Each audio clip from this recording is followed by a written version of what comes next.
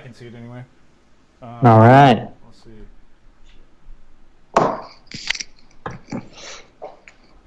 Hopefully that's...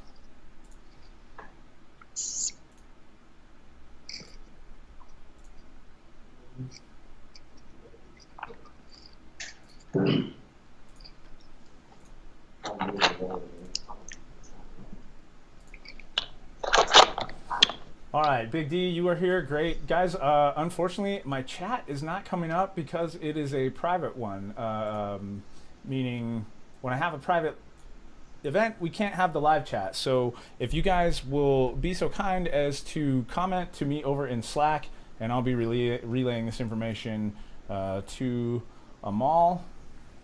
Hopefully everybody can see me and hear me. I am seeing you guys. I see so far we've got MS Ready, Icon, Maka, Big D, all sitting there. Jay Taylor, Boise, Mason, Oxytocin. So we've got a pretty good group of people. I apologize, guys. I just don't. The live chat won't work in a private listing. Oh, you know what? Maybe it will work though. It's just direct on YouTube. Let's see. I mean, if anything, we can just have them post in the Slack, and then you can just queue up the questions for me. Oh, if that helps. I think it's working. So I can see it. Yeah, I can see it on YouTube when I look on YouTube. Let's see. Let me try to pull it up. Okay. Yeah, I can see the chat on YouTube. Okay, cool. You have to go to the YouTube, I think. Okay, cool. No problemo.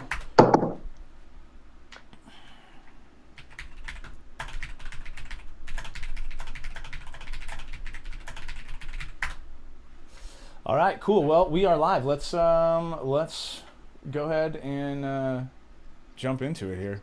Awesome. I think everything's working. Guys, welcome. Appreciate everybody joining us tonight. Sorry for the technical difficulties.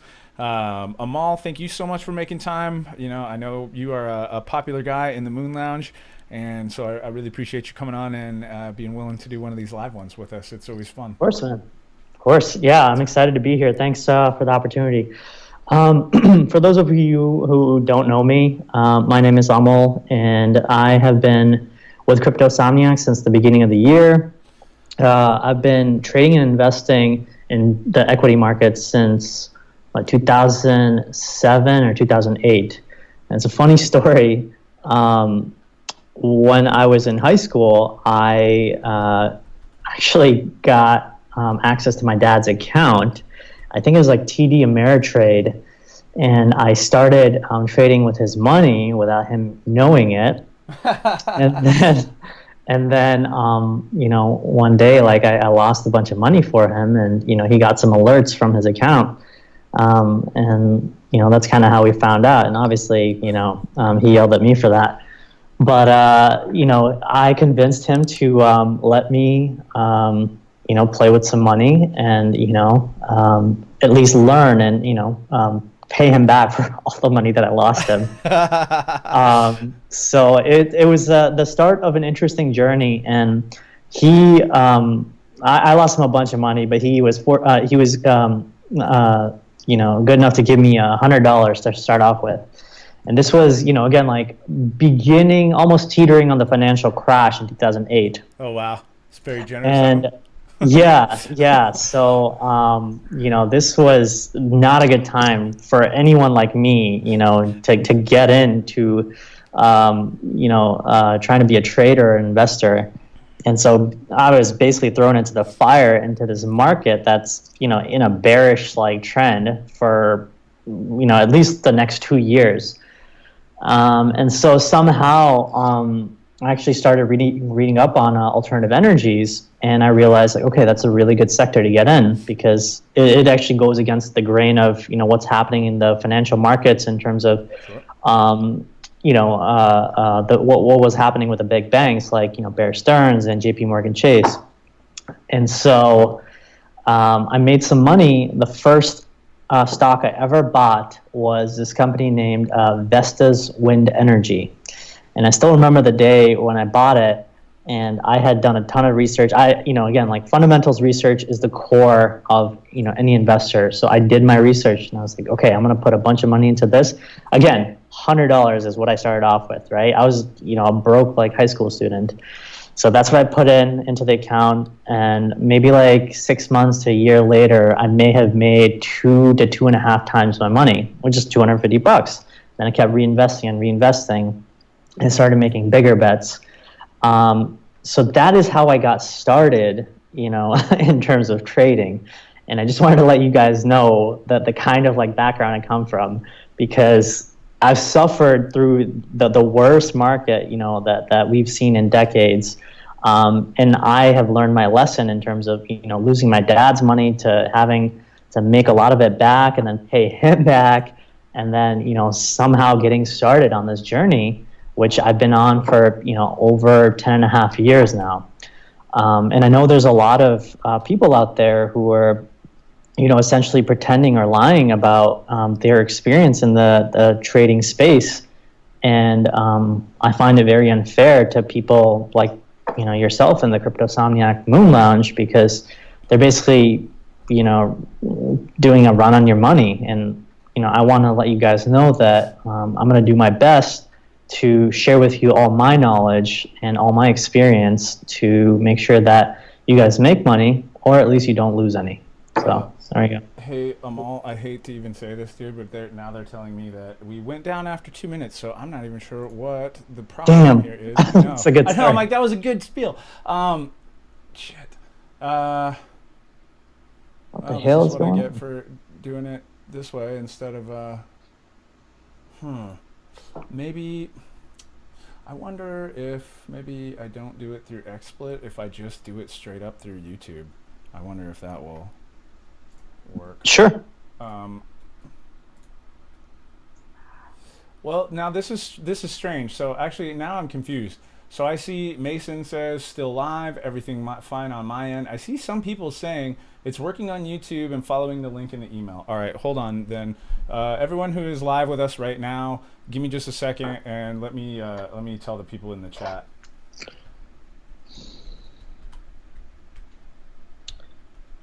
Darn.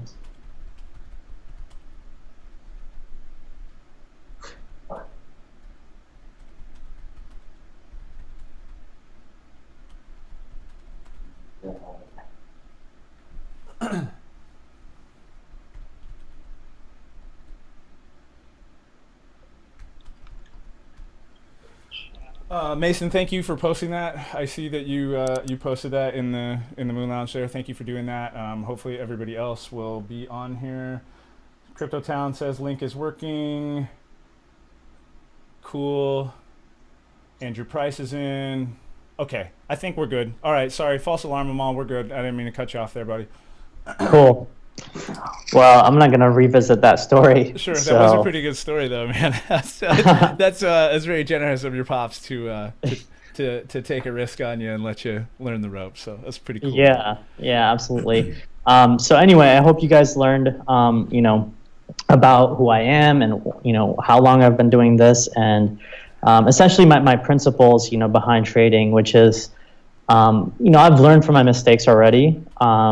Actually, the typical trend for an average trader investor is they, on average, lose about 80 to 90% of their capital in the first 2 to 3 years, which luckily I already did in like the first 6 months of my dad's money. Right. So I luckily made my mistakes off his back, and now I over the period of time that I was starting to make money, it was definitely a lot of learning for me to come about learning the best and most confirmed rules by successful traders.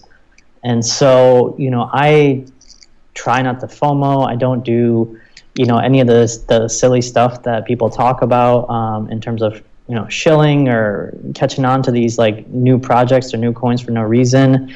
I also don't like to hop into crypto trades without knowing that, okay, is this a confirmation? Am I just unnecessarily hopping into a trade because I'm greedy? So, for the most part, when it comes to trading, I've got my principles set.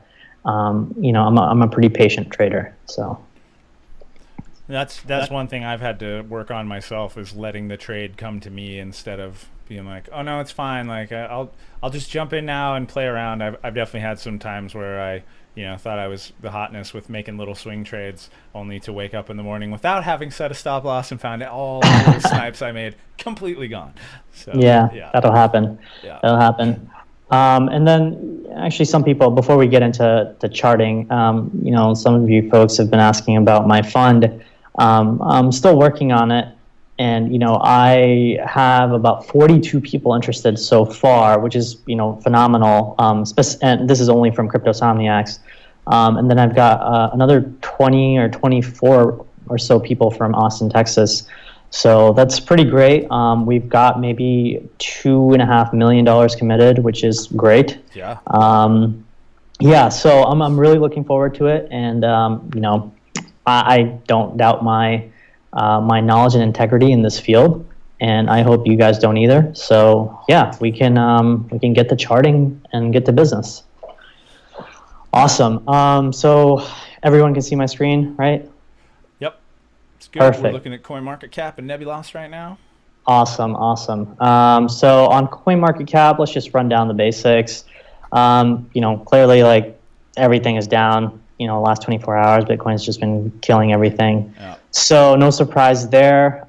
We predicted this literally like 2 weeks ago. Yes, we did. So yeah, exactly. Cryptosomniacs, we do it well. So awesome. So let me first, explain to people that, what I'm going to do today is I will demystify these charts and make everything easier. So I wanted to show you a super, complicated chart, and charts get way more complex than mine. I know they're really hard to decipher, but I'm going to make sure that by the end of this, you guys are able to tell every little piece on this chart, okay?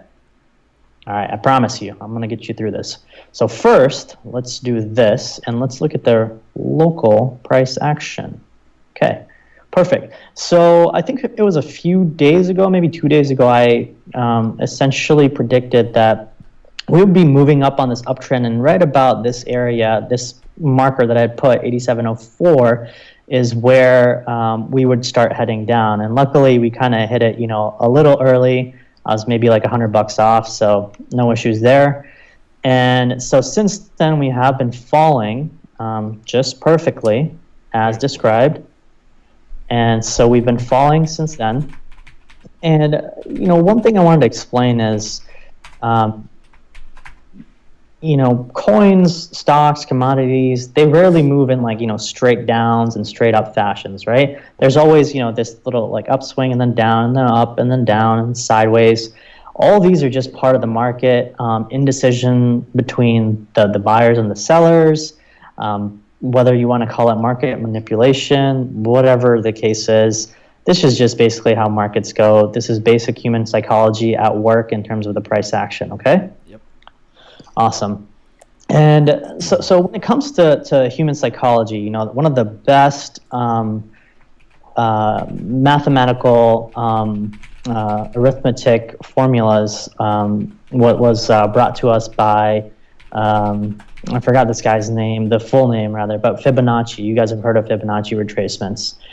And so basically the way these Fib retracements work is they are psychological levels, especially in markets and also found in nature, of how things retrace, right? So when it comes to, a movement all the way to the top, typically markets will retrace at these specific levels, and they are, let me pull this up, and if you guys want to look it up, you can do it yourself. What you do is you click on this Fib retracement and you right click and you do format, and then you can look up these levels right here. And as you can see, the ones that are highlighted right now are the 236, 382 levels, the 50%, the 61.8%, 78.6%, and then 100%. And this is how stocks, coins, commodities, all these move, because this is, again, based on how human psychology works of okay, if a coin goes this high, how much is it going to retrace? Well, the first retracement level would be right here, 23.6%, and then it'll be the 38.2, and then 50%, and so on and so forth. Cool. Okay, so we've got this essentially this looks like a falling wedge now, right? Just like we had one right here, but this one's a steeper falling wedge, and I expect us to pop out a little bit and then probably head back down. And this is based on my fractals theory that I had set up a few days ago that I had mentioned in the Cryptosomniac TA analysis channel. Now, fractals are nothing but patterns that come out on a larger scale, but also on a minute and smaller scale, and they look essentially the same. They repeat. That's why they're called fractals. Mm-hmm. So the way they work is, as you can see on this chart, right? This is the larger fractal at play. Okay. Yep. You see the blue, the gold, the green, the red. Okay, and then you see the same fractal playing out. Yep. In the same way. It doesn't have to be exact, but it's down. Yeah, exactly. So it'll be slightly scaled down. And then within this is what I have here. This is the daily chart, by the way, guys. And on the right is a 60-minute, 1 hour chart. So right here, we have blue, gold, green, red, blue, gold, green, red. And now over here, we will get to, let's see, the 1 hour chart, which essentially is, let me pull this up, almost the same. It's a little bit messy, but bear with me. Okay, so we'll have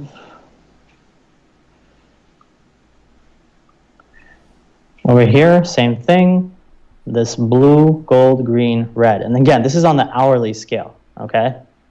Right? So what we see is a pattern that, let's see, over here, that will be playing out in the same way, which I put up in the Slack channel. It's not pulling up my proper 1 hour chart. That's weird.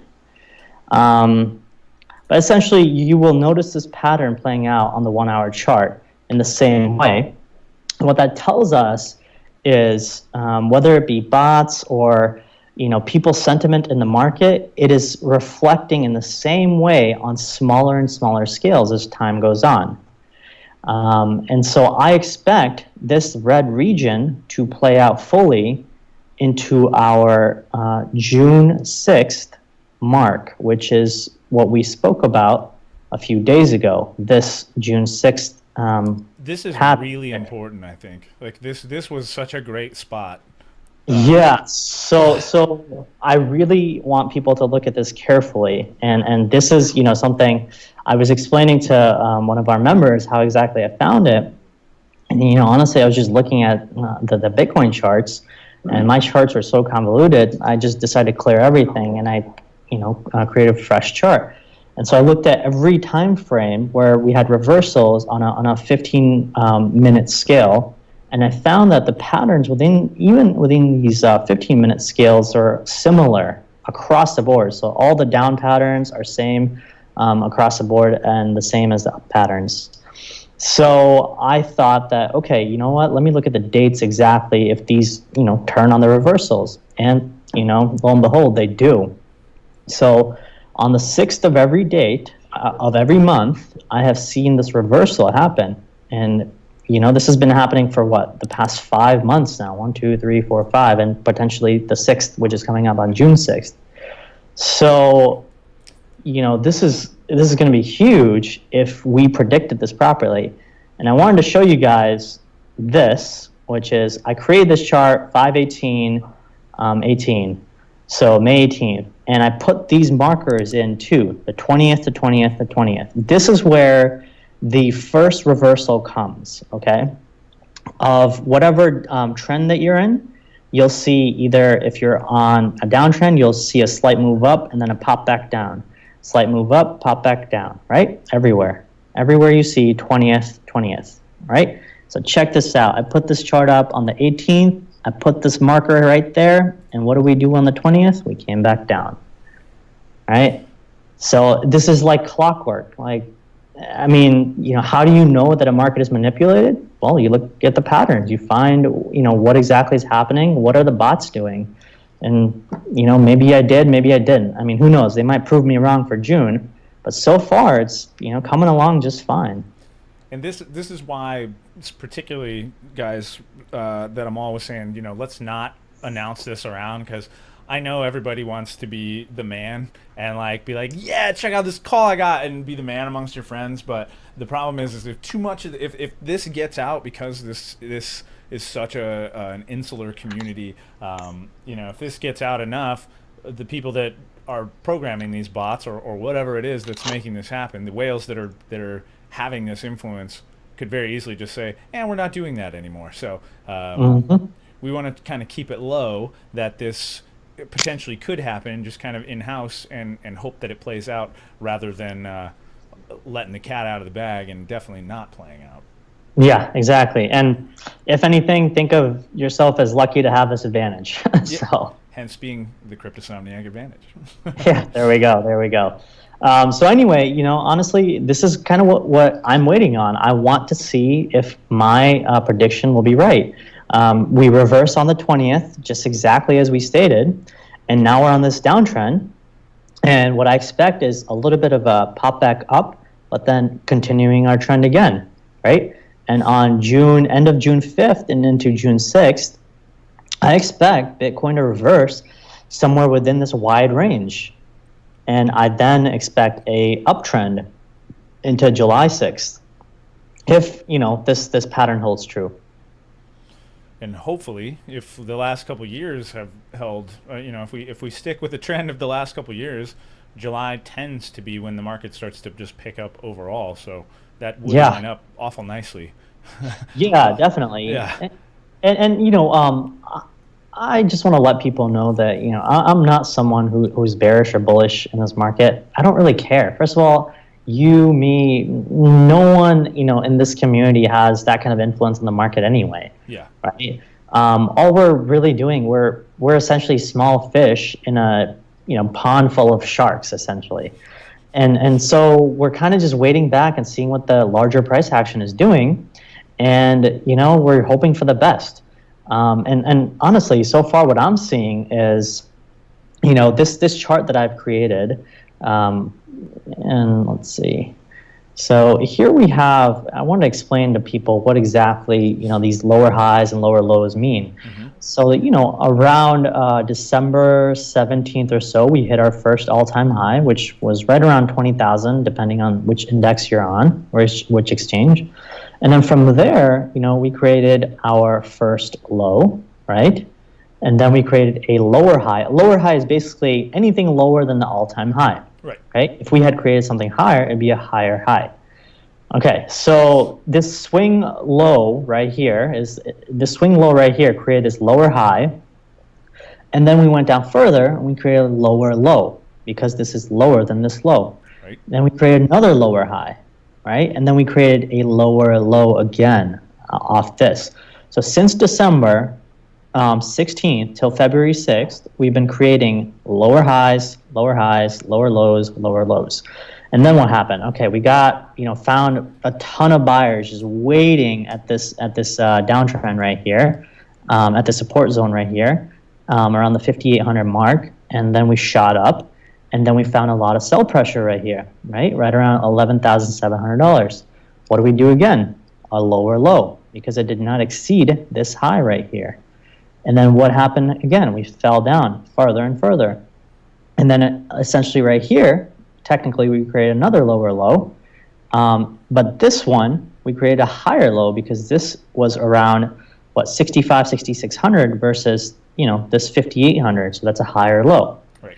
Then we went up and up and up. And again, we cannot break past this yet. So we created another lower high. And now we're posting another lower high. So what we've created since this, let's see, we're January 20th till today, May 23rd, is a series of lower highs and higher lows. So it's tightening, but we're just not there yet, right? So this symmetrical triangle, essentially, that we've created, we're going to balance up and down on this, right? Until we either break through or break down. Symmetrical triangles, by the way, they can break either way, right? But typically they break with the prevailing trend. That's what I was going to say, is you generally see them kind of go the way that the market has been going, right? Exactly. Yeah. And so what's the prevailing trend? So far, it's been a downtrend, right? So I may expect this to break down further. And that's no surprise, because technically Bitcoin has had a long history of 80 to 90% retracements. And if you count the first initial bottom of the fib right down here for the first run up, right, around like September, or maybe even down here in November, I mean, I still would want to see Bitcoin somewhere around $4,000 or $5,000 for that 80 to 90% retracement, and we're not there yet. We're at 7,900. So who knows? That actually might happen. I'm hoping not, but then again, I don't control the markets, right?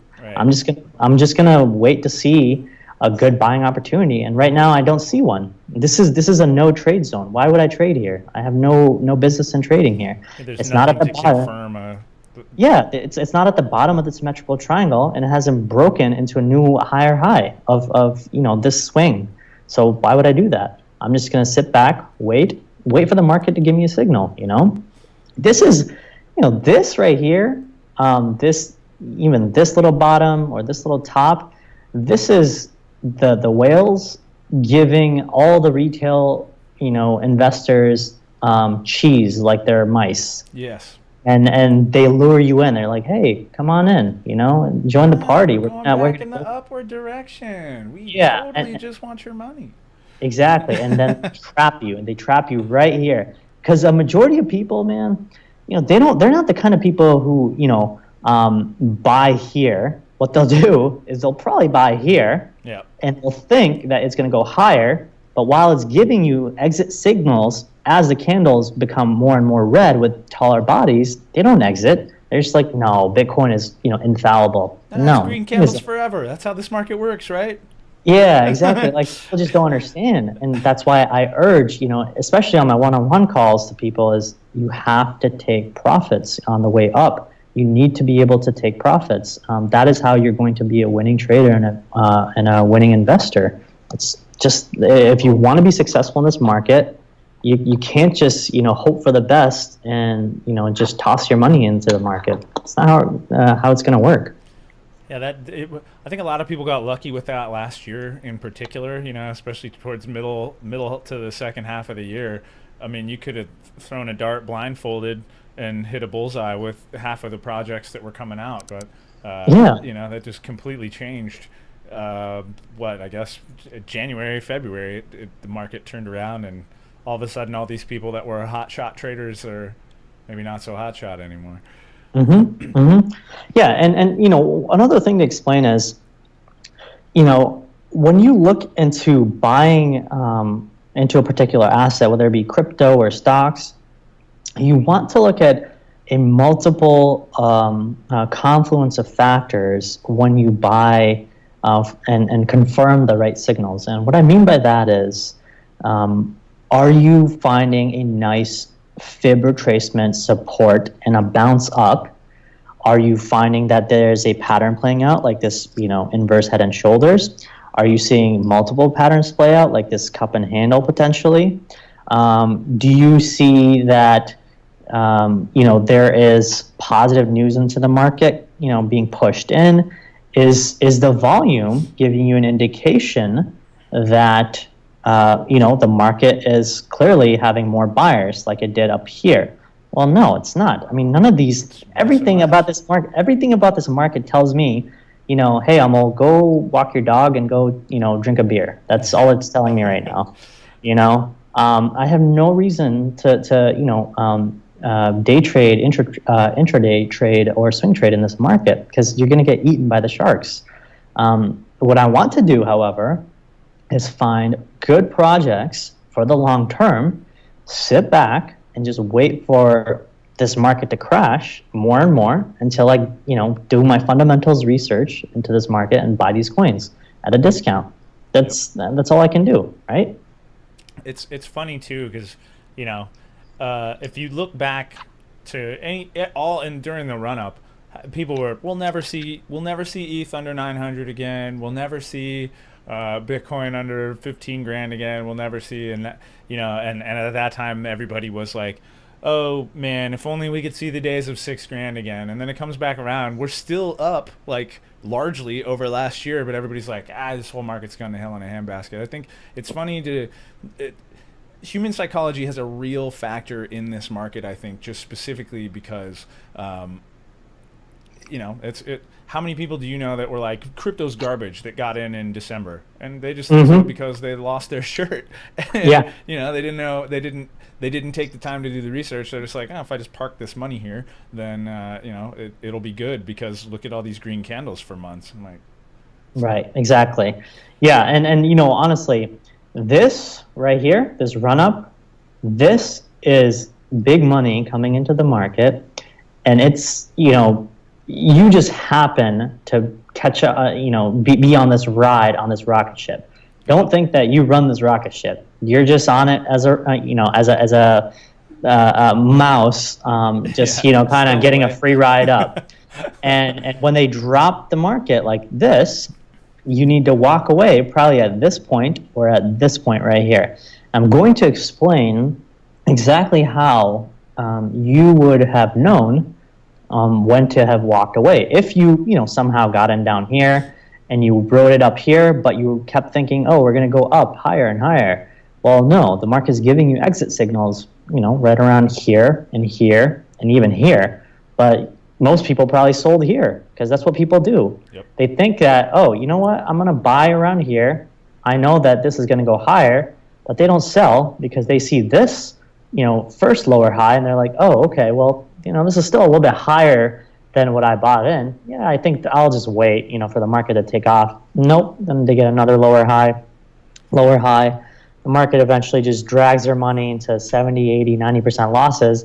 And then, sadly enough, people, this is where they give up. That's how human psychology works. It's unbearable pain. And then you just give up on the market and you're just like, screw this. I don't want to have anything to do with crypto. And so this is the kind of psychology that I want to get people away from. And that's why hopefully in the Cryptosomniac community, I can impart, my knowledge and my experience to help you guys make better choices in terms of your trading and investing. So we've got a few questions starting to pile up in here. So there's a gentleman, Andrew Price, is saying, is this just one rich ass dude or more of a pool, specifically referring to how can there be so much market manipulation? And I think that's largely whales. I mean, there's the concept of the whale, right? Yeah, definitely. So HFT, high frequency trading, is a huge thing in the stocks and the traditional markets, right? However, they are not allowed to use these bots, these programs, to manipulate the markets for price suppression or manipulation to acquire or basically destroy prices so they can buy in again.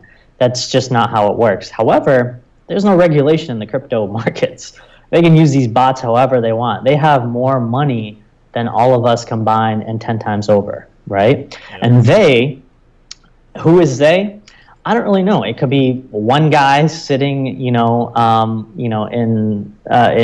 Russia, or it could be, people all over the world using their bots, their money to manipulate and use this market for their own good. I would think it's the latter than the former because this market is ripe for money. Even if we are on these swings, I mean, the kind of money that you can make, especially with the amount of money that people play with, it's ridiculous. Like you can make hundreds of thousands of dollars within one trade in like 2 hours. It's staggering to me as a relatively small fish to see some of the numbers that people are playing. Like to see what some people are willing to leave in their trading account versus what my whole portfolio looks like is stunning to me occasionally, you know? Yeah, definitely. And so to answer that question, I mean, there's multiple factors, right? There could be a lot of people who are manipulating the market, or honestly, it could just be that this is a regular run up of a market. There's this thing called the Gartner hype cycle. Basically, it's 5 different cycles of any technological trend, Right. and you have the first grand wave, and then you have a completion of that first wave, but then you have this like slightly like sideways movement of technology being adapted. It's slowly garnering influence in the community and slowly being adapted in the world, but it's not anywhere close to this hype, because in this hype, everyone wanted to get in, on the early stages. They wanted to get in on the bottom first floor of this building that's about to be built, which is a new sector of, technology. And so everyone and their mother got in, but the people who knew, okay, well, this is where we need to hop off, guys. Let's just let the people in the market that don't know anything, let's just let them run this train down all the way here. The people who really wanted to make money, they sold right here, they sold right here, and they sold right here, and then they got out. They're just like, done. Okay, boom, I'm out. Majority of their money was made, and then they probably had buyers just waiting. The same people who sold at those highs, they probably bought right here, probably sold again right here, and they probably have a chunk of it waiting for the future too. But they've made a ton of money already off your back and your liquidity, because you were the people and we were the people who sold around these areas, right? So that's what people do. People get panicked and they sell right here around this range, and this creates liquidity for a lot of big buyers to buy up all of this entire range right here. Everything that's happening right now is either getting bought up by banks, institutions, rich people, OTC markets, and it's probably going to be held up for the future, or they might dump it farther. I don't really know. Right. Tough. That's always the tough part. Oh, we have another question here saying, what are you drinking? I think it's coconut water, isn't it? Yeah, coconut water. Gotta stay hydrated. That's right. Yeah, so I know a lot of you had questions about how to recharge. So let me do this. Let me clear up everything, and we'll pull up a fresh chart, and I'm going to show you guys exactly how I go about it. Okay, so let's pull up a Binance Tether, which is pretty much the same thing as Bitcoin US dollar. All right, so first thing I want to show you guys is, let me turn off all these indicators, okay? All right, what we're looking at right here, this is the raw price action. This probably gives you 80 to 90% of the story of a market than any other indicator ever will, okay? Because indicators are essentially based off this price action.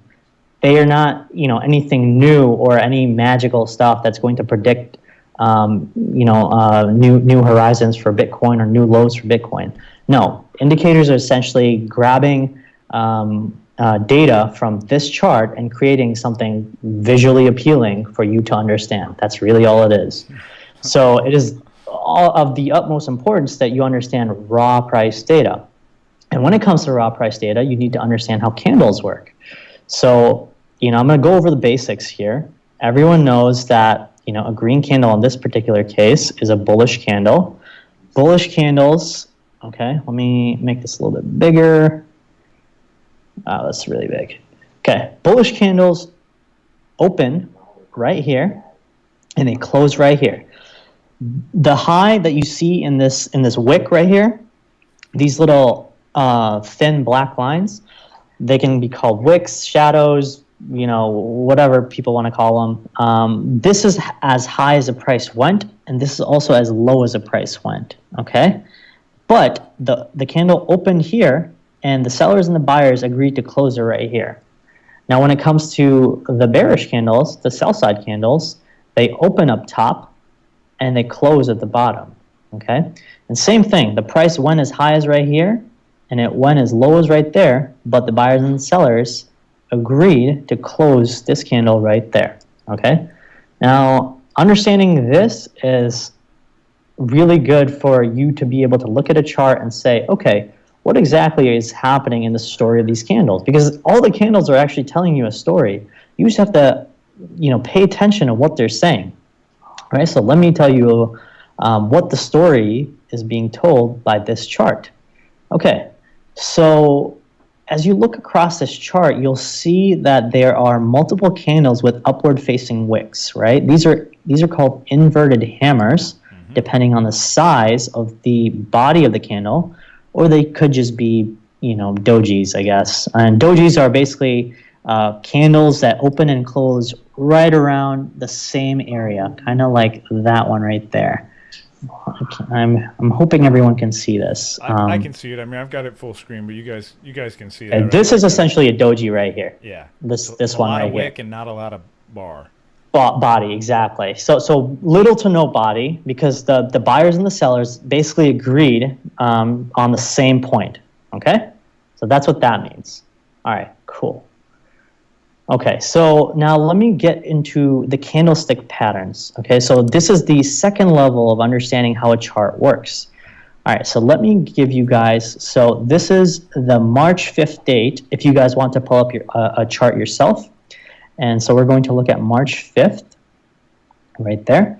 And so I want to tell you guys that this is a bearish pin bar, okay? And you can Google this, whatever you want to do. Why is it a bearish pin bar? Okay, what this candle is saying essentially is on this uptrend, we could not get above this price, 11,700, just as we did right here, because there is a lot of sell pressure. And the next candle opened right below it and closed right far under it. So where would you sell if you had rode this wave up? You would probably sell right at the close of this candle or even the opening of the next candle, because this bearish pin bar is a signature bearish candlestick pattern that says that we have a lot more further downward progress to make. Okay, sorry, let me turn that off. Okay, that is what that signifies. Okay, this is a bearish pin bar. Now, let me show you guys a bullish pin bar in the other direction, which is probably found somewhere around here. So this would be a bullish pin bar. Little to no wick up at the top, and a bigger wick, almost two-thirds the size of the body. Okay, so this is on April 10th, right? So if you guys want to pull up a chart, please do so. And so that would be this little pattern right here, okay? Typically, you want the wicks to be a little bit smaller, but this is definitely a bullish pin bar. So what happened here, what the story of this candle says is, hey, I tried to go lower, but I couldn't because there were a lot of buyers just waiting because the prevailing downtrend pretty much ended, and we found a lot of buyers right here.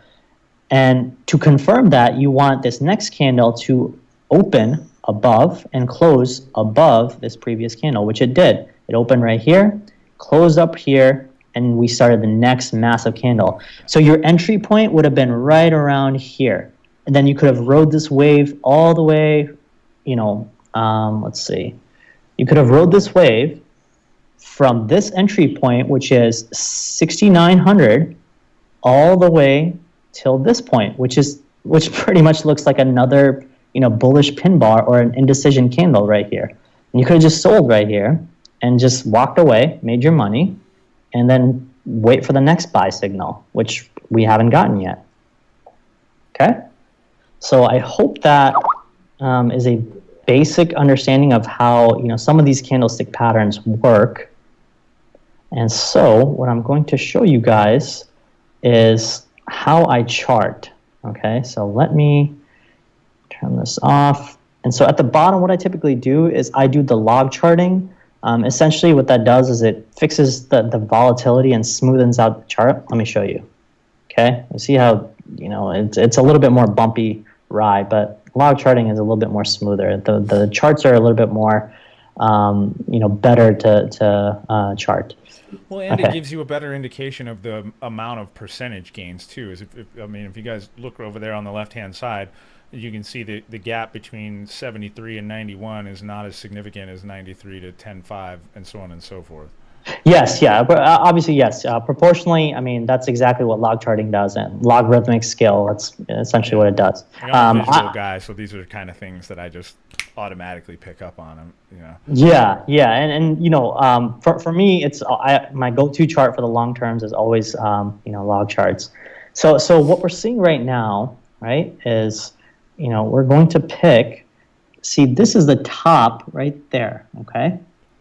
And we're going to draw a line touching that point right there, that point right there, and what do we have? Okay. This is the trend that we have, okay? Yep. And so when we broke through this, and you guys remember, around April 20th, this could be another buy signal for you, right? However, you already got your buy signal, as I told you guys, from the basic raw price action that I showed you. And so technically your buy signal was here, right? And you could have just rode this wave up, and you may have found resistance here, which we did on the 4-hour charts, but then we broke through it again, and we rode it all the way here, and we could have just sold right here. And so what I did was, to be able to create a downtrend, you touch the wicks of each of these tops as closely as you can without cutting through the bodies of the other candles. And then you have created your downtrend. Now let's find the supporting downtrend. Okay, so I bet it'll be something like this. Oh, there you go. Look at that. Isn't that perfect? And decision point. There you go. So this was essentially the charting that we were going off of before we were breaking through on April 20th, right? This is what we were going off. But now we can use something else. We have other lower highs that we can connect, which is this one and this one, right? Okay. And this can now be extended out here. Okay. So this is the end. Yeah, exactly. The triangle, the ending of this is called the apex. Typically, the decisions are made halfway or 3/4 of the way into symmetrical ascending, descending triangles, right? Yeah. You have to make a decision. It's very rare it's going to wait that long to play out, just because that's one of those things that everybody can see coming, and like. Absolutely. In the traditional markets, I mean, these don't even go, 3/4 of the way in, halfway in, boom, it'll make a decision up or down, Traders know exactly how, these patterns work, so they don't even want to wait. They'll, make it decide something. But in these markets, because they're a little bit more manipulated, I think bots and experienced traders like to trick inexperienced traders of how exactly these markets are being watched. And so that's why I tell people that, don't focus heavily on the indicators that much. You have to look at the raw price action and see what patterns is it creating. What kind of candlestick patterns is it showing you? Is it giving you buy signals? Has it found a bottom yet? Is it, in a no trade zone as it is right now? Because this doesn't mean anything. I mean, it's just, it's in the middle of nowhere. Like, yes, it's finding support in this region because this was clearly a previous support or a previous resistance, and this just bouncing around this area. But if it finds a bottom here, and I find that, wait a second, this is also a fib level, and I find that this is also creating inverse head and shoulders on the 4-hour or something, then I know that I can ride this out, on the uptrend. Mm-hmm. So that's kind of how I would go about, drawing patterns on this chart. And now let me try to extend this out a little bit more. Yeah, as you can see, it also even touches this little tip right here. Yep. So that is this is another basically symmetrical triangle that's creating. Well, it's right? not quite exact, but that's pretty darn spot on. Like, oh yeah, absolutely.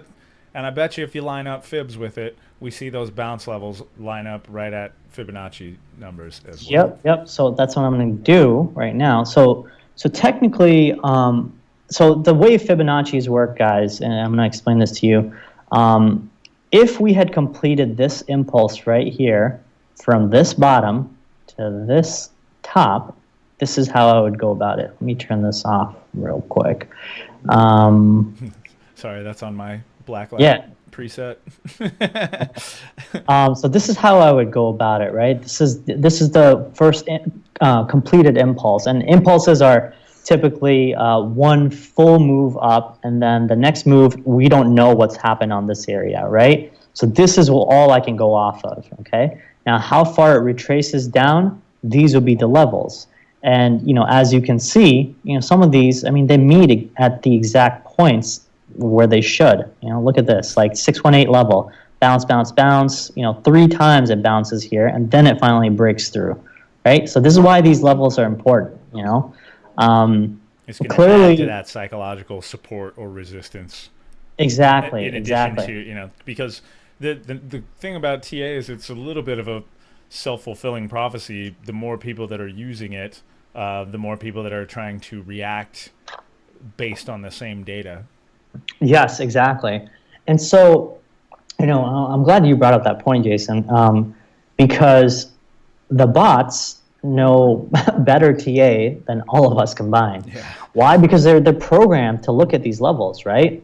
I don't really know how advanced these bots are, but I wouldn't be surprised if the financial industry did not put in a ton of money to make sure that these bots know Fibonacci levels. I'm pretty sure that the bots know exactly what fib levels are, Well, I would think, and I mean, how hard even would it be for a trader to get in the morning, look at his fibs and be like, all right, here's my fib levels for the day, and then just walk away and let the bot do the trading. Right? Yep, exactly. Yeah, so essentially, that's kind of what is happening in this market. Aside from the fact that fib levels are very useful, clearly, the bots are using them pretty well too, and which is a good thing, because technically you can, even if you're a good trader, you can hop on the side of the bot and essentially trade with it rather than try to trade against it.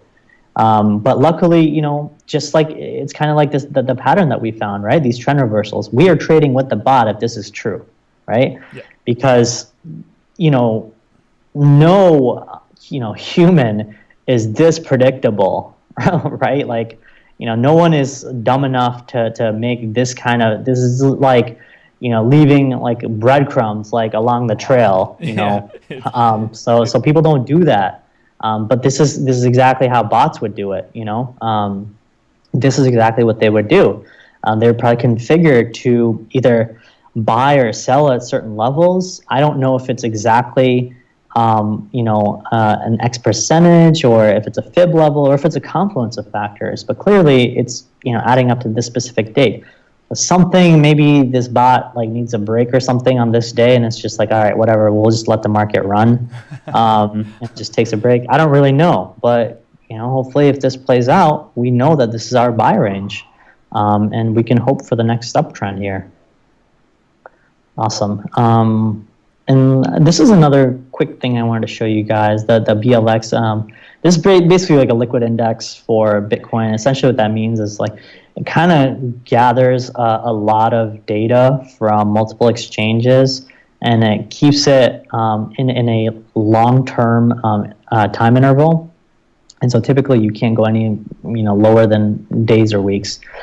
And so this parabolic move, since the start of 2010, is highlighted by this yellow, this gold curve right here, right?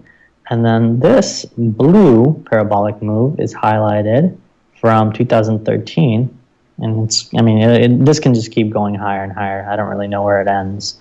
Maybe like 100,000, 200,000. I have no idea. And then this is where we are. And I drew this because I want to show you guys to keep things in perspective, right? I know we get caught up in like the day-to-day, market action, but long road. This is kind of, yeah, exactly. We've got a long road ahead, but we've also come a long way, right? Well, that's what I'm saying. I mean, people act like, gained and lost as much market percentage as we have in 3 to 4 months. But Hmm. I think a lot of people just don't look at the historic trends. So it Yeah, seems like it's so much more insane than it really is. absolutely. And this is a correction that I found in the 2013 to 2015 range. As you can see, we ran up from $62 all the way till 1,200. I mean, that's an insane amount Yeah. of like gains, right? And so then we corrected for 651 days. That's almost 2 years. And we corrected from, almost what, 11, $1,200 all the way down to the lowest point of $169. Like, you have to have a ridiculous amount of patience to be in a market like this. Strong And hands.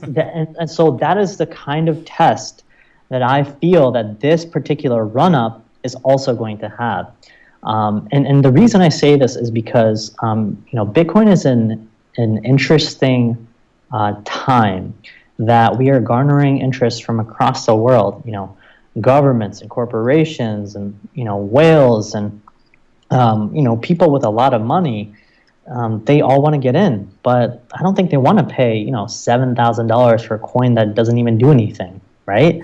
If they really want to make money, what they'll do is they'll wait for the market to play itself out, bleed out to its regular retracement, wherever that may be. It could very well be maybe like $5,800 or maybe like somewhere in the 4,000 levels, because we haven't seen full out like capitulation of markets yet, right? And capitulation is basically majority of retail traders such as you and I throw in the towel because we have suffered so much of a loss that we're just done. Like, we can't take anymore. We'd rather just have pennies and dollars back than wait for potentially the market to recover. Again, we don't really know if it's going to recover, right? Because the point is, if a market can go all the way to 5,200, why can't it go to 4,200 or Right. 2,200 or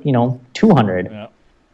So basically, people will give up at that point, and maybe the market will run up again for the next leg.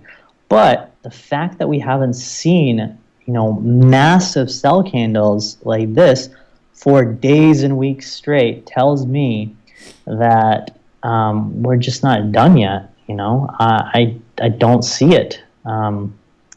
Yeah, I feel like we need to complete that this 85% retracement over this 651-day period again, right? Hopefully it doesn't take that long. No, hopefully not. Clearly over the last few years, the retracements have been, like, look at this one, 2016 ended, literally 2.5 months later, right? We're almost like 4 or 5 months into this bear market. I mean, who knows? It might happen for a few more months. We might break out tomorrow. I have no idea.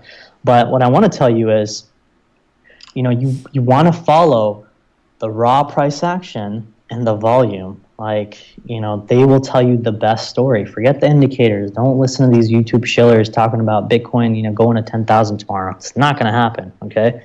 And if it does, they have a crystal ball that, all of us should probably go buy. This is why I don't, people all the time are hitting me up in the streams like, hey, make a prediction for this long. I'm too realistic for it. I can't I would love to make hype predictions because that's what, sells tickets. Unfortunately, that's what gets people to be like, yeah, these guys are great, but I'm going to feel terrible if I say that and it doesn't happen and then you lose money, So that's not what we're here to do. Right, exactly. But yeah, what I would like to impress upon people is, don't make hasty trades. Wait for strong confirmations. I know that the percentage of profit margin may not be as high if you buy at the bottom and sell at the top, but at least you won't, be caught into the fallacy that this market is continually going to go up or continually going to break down where you can buy very low and then ride it up all the way. Because again, we are in a very speculative market. I have no idea if Bitcoin will be $2 or 20,000 tomorrow. That's a scary thought, and no one can control that, predict that, and the government's not going to give you your money back if you lose it all. They don't care. They're just like, hey, we told you that this is a speculative market. Why would you get in? I love how that's. Well, I just want to talk about that for a minute. I love how the SEC makes it out like they have this huge, we're trying to protect consumers. They're not trying to protect consumers, because if they were, if the government was really that interested in trying to protect consumers from themselves, guns wouldn't be legal in the United States anymore. We wouldn't be able to smoke cigarettes, and we wouldn't be able to buy alcohol. And furthermore, if they really want to take it down to a money market, I wouldn't be able to buy lottery tickets. They say, no, I'm sorry, you're not prepared for that. So it just seems like a lot of the way that Wall Street treats Main Street in this instance is just like, sorry, kid, you haven't earned enough to get the ticket to the ride yet, so we're going to make it even harder for you to get that ticket. So right. Sometimes. I mean, the government's, all pissed off because they're not able to find a way to money make off this market. Yeah. Right? They haven't found a smart strategic way. Okay, how can we control a market that is international, that is essentially decentralized, and all of these companies are abroad. How do we control this? And they can't, at least not yet, right? And so that's why it's annoying them that they can't make money off this. But I think regulation also, it's kind of like there's pros and cons to it, right? Sure. With regulation also come the security of having institutional buyers feel safe that, okay, this is a market I could get behind because I can't just throw my money and just lose it all. Because institutional buyers or high net worth individuals don't want to play in that kind of game. Yeah, right. Some of them do, right? Some of them are okay with losing a couple $100,000 here and there. But imagine the amount of money that could come into the market if everyone knows that, okay, the SEC's kind of watching this and making sure that there aren't scams that are running amok throughout the market. So yeah, I mean, that's for a degree of regulation. I mean, same thing. We don't. The insider trading, not good.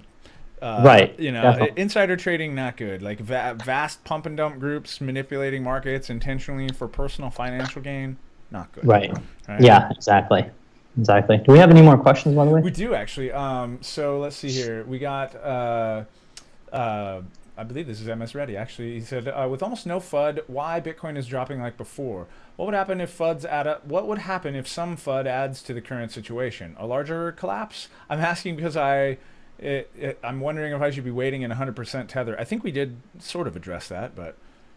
Yeah. I mean, I can readdress it. So basically, what you're asking me is, why is the price not moving higher even though there's not that much FUD, or the sentiment effectively, is kind of, yeah. If it's still in a downtrend without FUD going around, although we did have another comment in here about the Mt. Gox bear whale, which maybe we should factor into the comment, because I think there's a little FUD around that guy.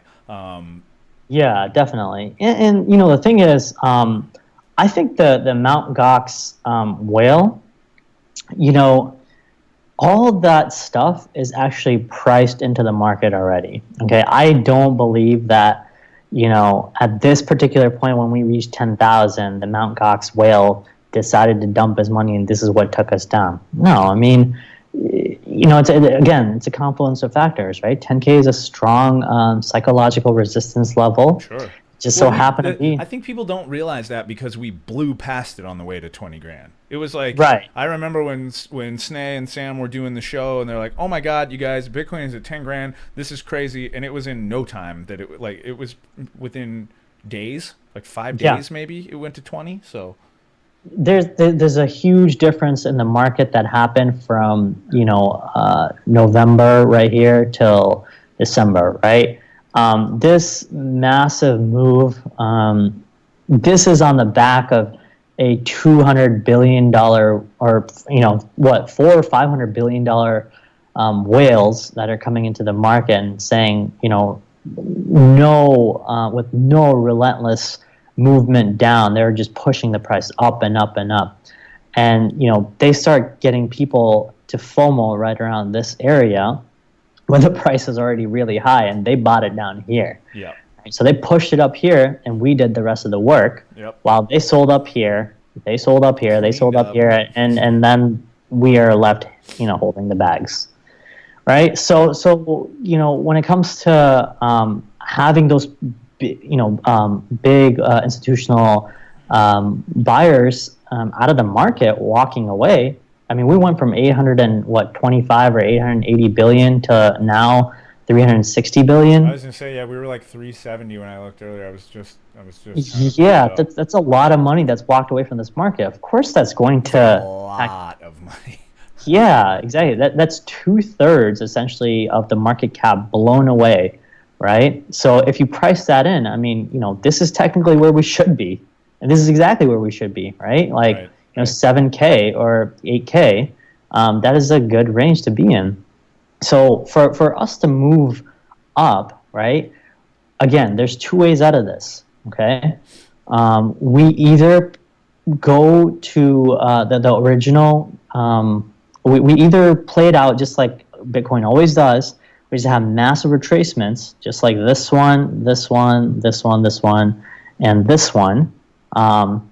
And we basically capitulate in this market, right, where we have massive, sell candles, volume candles, and then we push the price down to like 5,000 or 4,000, and that's where a lot of institutional buyers come in, and then they start, the next bull run, and that may not happen for maybe a few months. I have no idea.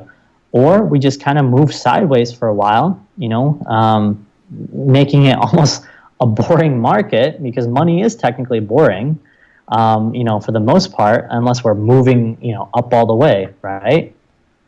Just like we did in December. Yeah. And then institutional money will wait for regulation, wait for the technology to grow and be adopted, wait for, corporations to start utilizing this blockchain technology.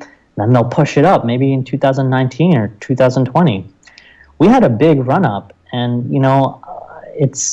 it would almost be unreasonable for you to ask for Bitcoin to be 20K again in like the next few months. I mean, it may happen, but I wouldn't be surprised if it doesn't. I think a lot of people got caught up in the Winklevoss twins hype, and Tim Draper's obviously super bullish, and I think you get these big time investors or well-known personalities getting bullish on it and making ridiculous. I mean, and then you've got the John McAfee's making obscene, ridiculous predictions, and I think a lot of people, especially the uninitiated, hear that and are just like, yeah, this is how I'm getting rich. I'll just put $100 in today, and then they don't understand that it just doesn't quite work that way, and there's a lot of rifts and valleys between and on the way there. Right. Agreed. Yeah, I mean, the market's already giving you signals, right? I told you guys already that, we've gotten our signals from the market telling us that, hey, we have created, lower highs. Where did that chart go? Whatever. We've created, a high right here, lower high, lower high, lower high. Yep. Why do you think we're going to go to 20K anytime soon? Right. I mean, exactly. What that the raw price data is telling you, it's telling you the story. Hey man, just walk away, go read a book, go do something else. Come back, when we're above like 10 or 12K or something. And yeah, I mean that might, or if you really want, if you're truly bullish in the long term of the market, you can buy at these levels where the patterns play out, right? You can buy at the bottom of this symmetrical triangle. You can maybe buy at the bottom of this fib, which would be the 100% retracement of this. And if it goes lower, you can buy more. That's your call.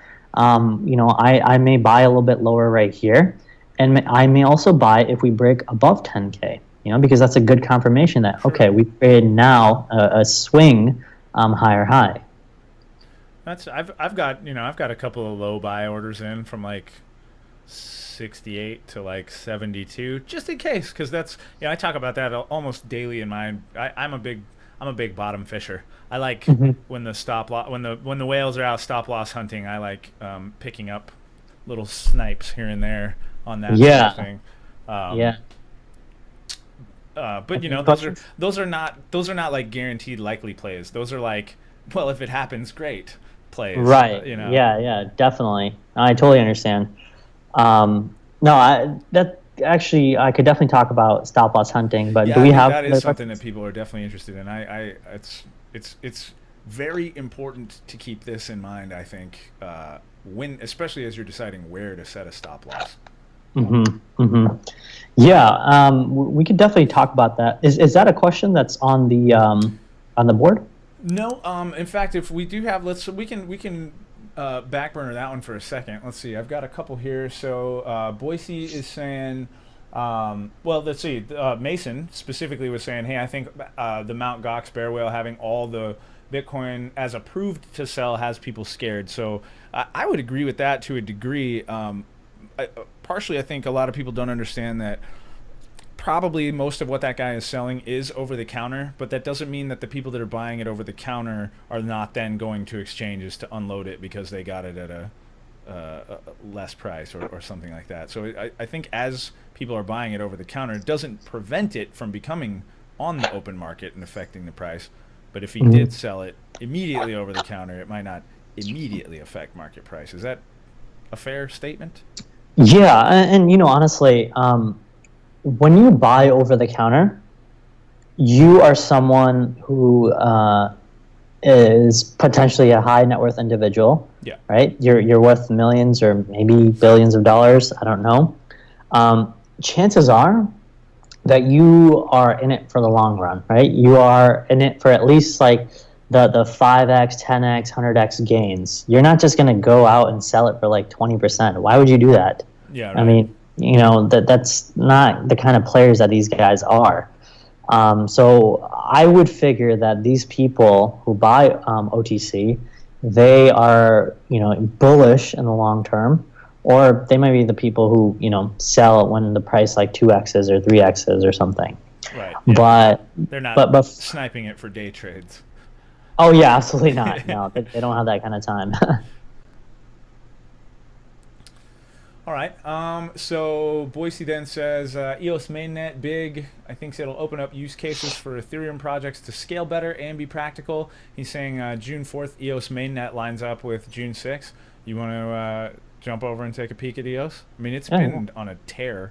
I was looking at this on the stream today. It had retraced a little bit, but it looked like it was about to go for another run again. Yeah, let's see. Or at least to defy the Bitcoin downtrend, as it has done. I'm gonna remove this fib real quick. I just want to read. Okay, I know what this one is. Yeah, let me just redraw this chart. Okay, so let's pick this. Okay.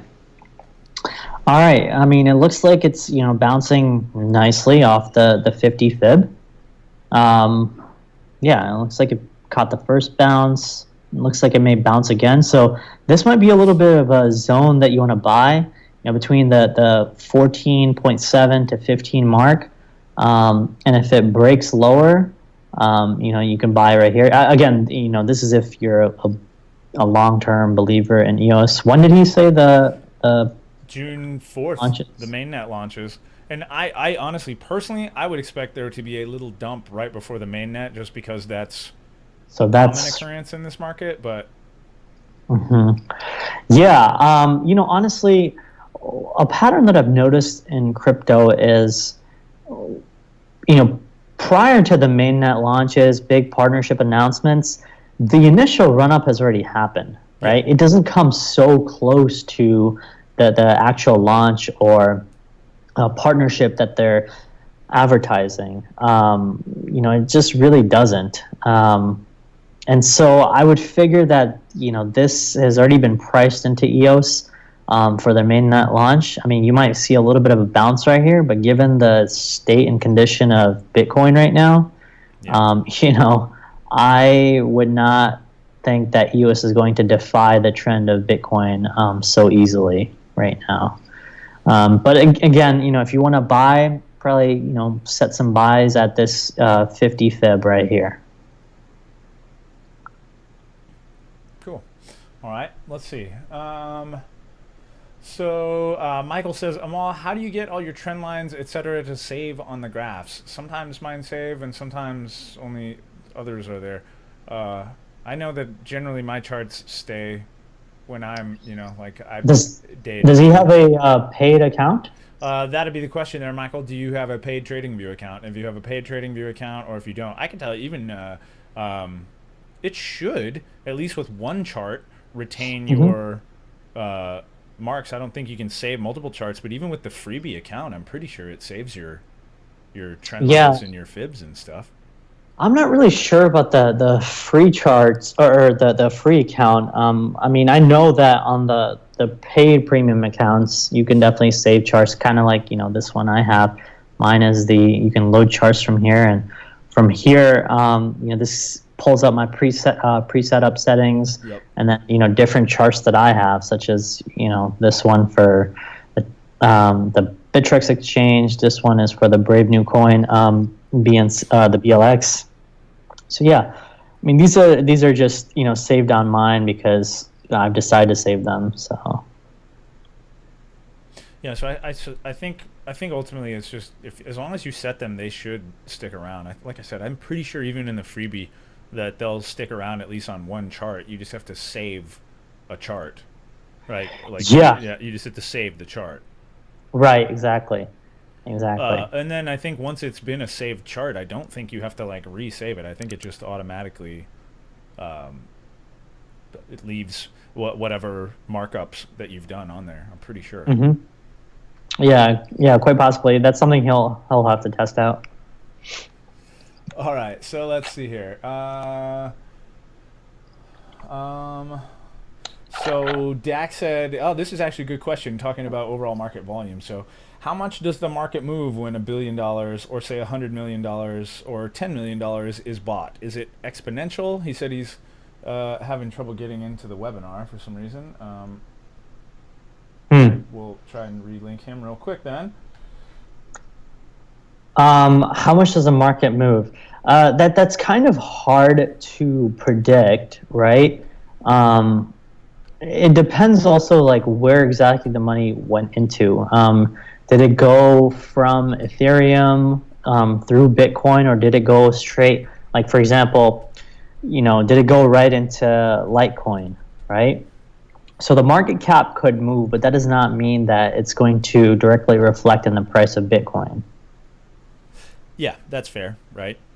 Yeah, and as nowadays, the on-ramp of different coins having direct U.S. dollar or fiat pairings is that is the next surge that I'm looking for, that will increase the market cap by 1.5 to 2 folds or 10 folds maybe in the next year or two. So what do you think about that as far as how, as there are more on-ramps via fiat, what do you think that's going to do for Bitcoin, for BTC?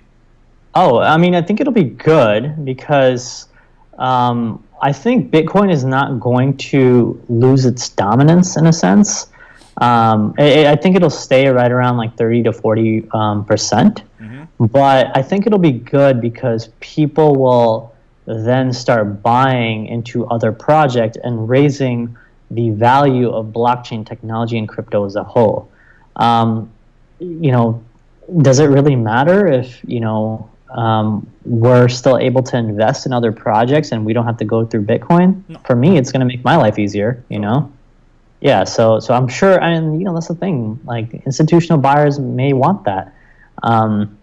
I don't really know how more fiat pairings. I mean, that's something I get excited about every time I think I even see it. Is more fiat pairings is better. I think that actually will lend some validity to which projects people are actually getting into, because that's something I worry about. I don't know if I worry about, but it's something I consider often. Is how many people are buying and holding Bitcoin only because it's the gateway drug to get into the other coins?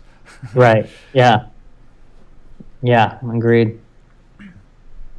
So let's see. We have actually. Here's a great question. How can we become stop loss hunters? Says Allison McAfee. She wants to know about. So I mean, most of us want to know how to avoid getting stop loss hunted. But she's asking specifically, how can we become stop loss hunters? I would say that that's going to take a hefty position on any exchange, basically. Yeah, yeah. Basically, well, first let's understand the definition of stop loss hunting, right? Yeah. So let me explain it to you guys. Let me pull up an exchange here. BTC. So, okay, so we have BTC Tether on Binance, right? And so we are going to look at exactly how stop loss hunting is done. Okay, so here we have this this downtrend that started from 10K, right? And we're currently still falling. Okay, now the previous buyers were set up right here, right? The $7,900 range. They were all just waiting. Hey, if the price drops here, we will buy a good amount of Bitcoin, and we'll just start this next surge of this next bullish leg. And Okay. just to jump in here on that a little bit, you can get an idea of how many of those orders are sitting there waiting to be executed by looking at the order book on the exchange that you're trading on. Exactly. Yeah. So on the Binance exchange, I mean, at this particular point, you could have seen it, right? And you could see that, okay, there was a lot of orders that were stacked at this point, and they were waiting for their orders to be filled. Clearly, they did get filled. Yes. Okay. Now, imagine if you did not see, this part of the chart. Now, let's say, actually, you know what? Let's do this. Okay, let's just say this part of the chart doesn't exist. Okay, it's kind of like this. This is the end of it. Okay. Now we know that. Okay, we're gonna buy here, and we ride it up all the way here, but we think it's going to go higher. However, we start opening up, more bearish candles, and we start dropping down. These buyers that bought here will probably set a stop loss right around this area, maybe even, right around the price that they bought it at. And what's going to happen is the bears who are in control are going to rip their stop losses apart, okay? Because they're going to break these stop losses, and these people will then sell right here, further accelerating this sell process right here. And what may happen is you might meet more buyers waiting at, let's just say, the 7,600 level. Now, these guys might create another small bullish uptrend, but a lot of money hasn't come into the market yet. So we might have another sell-off like this right around here, kind of like, let's see, kind of like this, okay? So we'll have this 7,600 surge, boom, and then it comes down again because the bears get in control. And the way how do they push this price down, right? You'd ask. Well, they basically have sacrificial Bitcoin, okay? Yes. They don't care the amount of money that it will take to tank it, this much. They have a ton of money. What they're really waiting for is they want to buy at their price. What is their price? I have no idea, okay? It might be $4,000, $3,000, $200. I don't know, but they're not going to stop until they get to that price, and so they will sacrifice some Bitcoin to push this price farther down, and they will rip through your stop losses and liquidate you. And while they liquidate you, wherever they essentially liquidate you, that will create liquidity for them to place their orders for buyers. because they do not want slippage in the market. And basically, slippage works like this, right? If let's just say JP Morgan Chase has $200 billion to fill for their order for Bitcoin, right? You can't push $200 billion into Binance and not have it move an inch, okay? So what do? Okay, so here, let me show you what they do. They will have, oh crap, get this. They will have a zone set saying that, you know what, I'd like to buy Bitcoin at, let's just say, I don't know, $7,700, okay? However, there are too many people waiting here, aside from me, who is JP Morgan Chase, waiting to buy Bitcoin. So how do I get these people off my back and make sure that I can buy a lot of Bitcoin right here without having the price start going up and now I get less Bitcoin? Okay, so you start, having positive news into the cycle, or negative news rather, and you start pushing the price down. And as these rip through these stop losses that these people have, this then pushes the price down, and these guys get to transact their 100 or 200 billion dollars off your back, and they fill up, these bags at even a lower price than they wanted, and then they ride this wave up and let it just run. That is how you get stop loss hunted. So, so there's two ways as a retail investor trader that you can kind of capitalize on that. It's by of not getting stopped out of your position because you give yourself enough of a gap to not get eaten up in this example that Amol was talking about right here. Or if you're playing it on the buying side, you can take advantage of this and start to set your buy orders in a little bit under there, so that as these whales are hunting out these stop losses to create more liquidity, you can hopefully pick it up on a little wick. You do run the risk of trying to catch a falling knife at that point, so it is a little risky. Yeah, exactly. And the thing is, your intentions for having a stop loss at X percentage, were not wrong. It's just that you just got in at an unfortunate time where you set your stop loss where institutional buyers want to get in, and they're just going to rip through your stop loss to create your liquidity and buy off your back.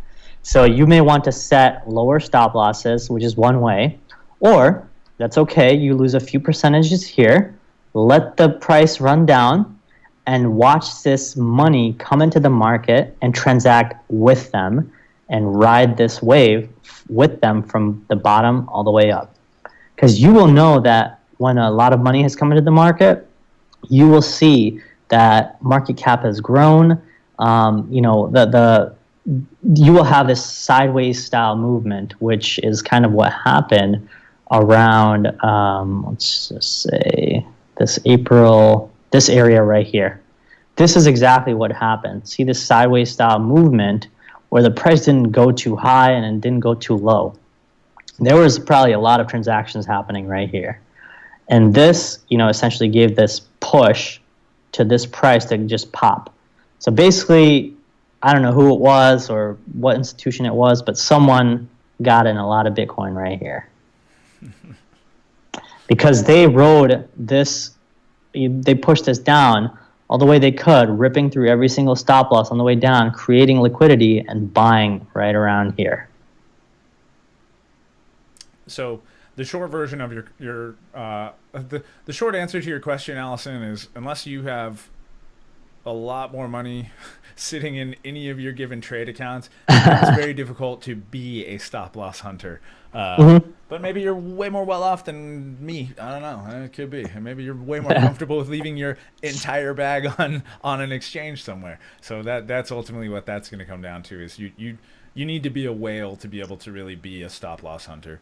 Yes. So ultimately, it's more important as a retail investor to just be aware that this is a strategy that larger buyers are using, and try to figure out what your defense is for it. Correct. Yep. All right, let's see what else. We've got Daryl Martin saying, "Hey, Amol, how many traders are claiming that the point 0.5 level is not a true fib level? What's your perspective on that?" I've heard people Uh, say that too. Like, why not? I don't. And also, who well, cares? Because it's still in well, there, right? Like, yeah, no, it's well. First of all, I mean, it is a fib level. I don't know what they mean by true fib level, but in terms of bounces, I do understand what they're saying. It's actually very well known that the 618 and the 786 levels are actually huge bounce levels. When it comes to assets.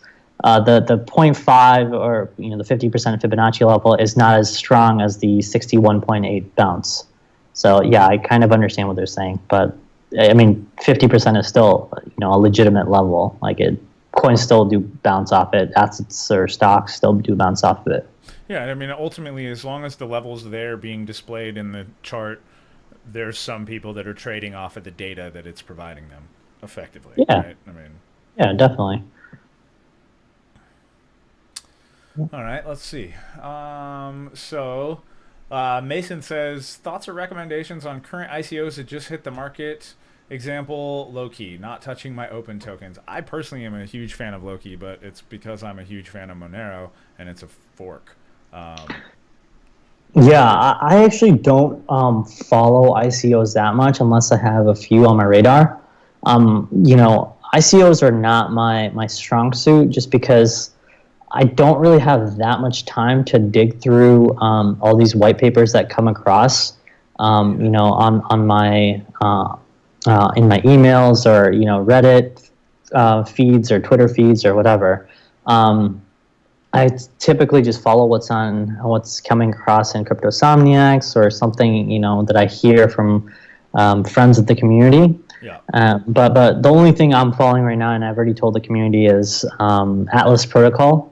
Yeah. And it hasn't even, they haven't even opened their sale of their tokens, so I don't really know when it's going to happen. But that'll be that'll be the first DApp on the Nebulous platform, I'm pretty sure. Nice. Okay. It's, That's one to keep an eye on. I can say one that I've had my eye on. I've been alluding to it a bunch on the streams, and I'm actually going to have this in one of my top 5 videos here pretty quick. So I feel safe saying it here. Have any of you guys seen Hedera Hashgraph, which is not the one that I'm not impressed with? It's cool, I guess, but there is a project called Lit by Satori that is an AI project. I have never. I am blown away by this technology. It can process half a billion transactions per second or data streams per second, and then it's wow. using Hedera Hashgraph as its consensus layer to effectively what the project can do is they've actually already made a deal in New Zealand. They've got a smart city, so it can do like real-time route optimization. So think about, for instance, we saw the demo for this at Crypto Invest Summit. If you had cameras that were all analyzing data in real time, and they saw a vehicle collide with a pedestrian in the intersection, it could not only turn all of the lights in the intersection red right away based on this data, and then start to reroute traffic and reroute buses and reroute Ubers and everything all simultaneously. Wow. Yeah, I was literally blown away by this technology. It's another one that I don't know when the ICO is going to happen, but I'm amazed with what it is, and very interested to see what they do with it. So there's my free ICO pick for Nice. for the session. Anyway, let's see. All right, so what else? Can you take us through saving? Oh, I think they want to see how it is that you're saving charts. I think is what they're asking here. Like, where do you just? Sure. Yeah. Let's see. And guys, Looks like this is it's TradingView, just in case anybody was not clear on that. yeah. So I can create a new chart layout right here. Okay. So I hope you guys saw that. And so this is my chart right now. And so I can now, it says unnamed, and now I get to just, rename this. into, I don't know, Cryptosomniac test. Boom, done. And this chart is saved, and then we can just have, a bunch of lines just drawn through it. I don't know, something. And now if I close out of it, let's see. If I pull up BTC Binance, and it should pull up this. Let's hope it's saved.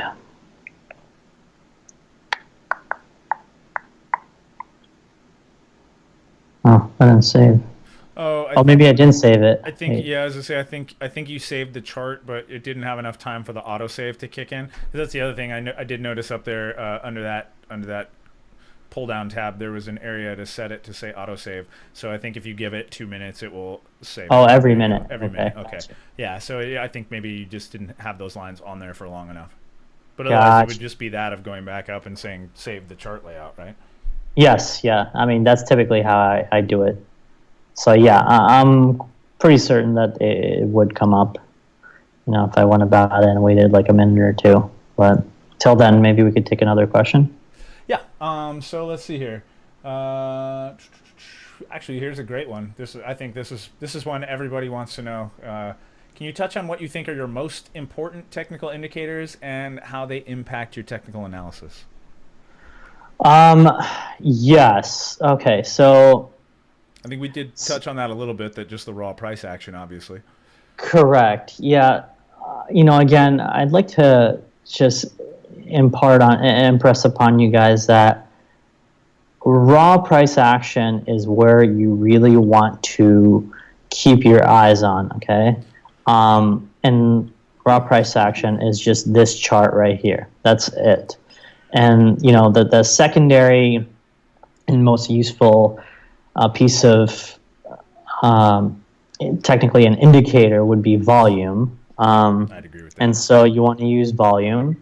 And then my favorites are the stochastic RSI, which is actually, stochastic RSI is basically a leading indicator versus a lagging, which is what the RSI is. Yeah, that's what I wasn't clear. I always just use standard RSI, but I wasn't sure what the difference for the stochastic was.